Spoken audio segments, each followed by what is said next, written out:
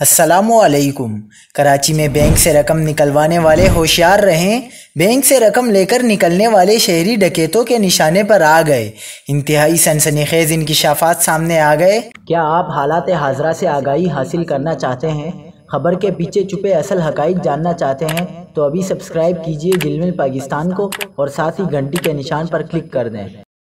आपको बताते चलें कि कराची में बैंक से रकम लेकर निकलने वाले शहरी डकैतों के निशाने पर आ गए। कई वारदातों में बैंक के अंदर से मुखबरी करने का इंकिशाफ हुआ है। उन वारदातों में मुलविस मुल्जिमान ये तक जानते होते हैं कि बैंक से कितनी रकम निकाली गई है। डाकू न मोबाइल लेते हैं न पर्स और सिर्फ बैंक से निकाली गई रकम का तकाजा करते हैं।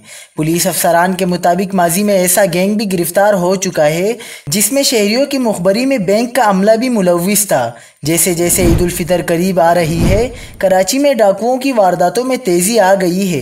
लिहाजा तमाम शहरी होशियार रहें, बैंक से रकम निकालते हुए एहतियात करें।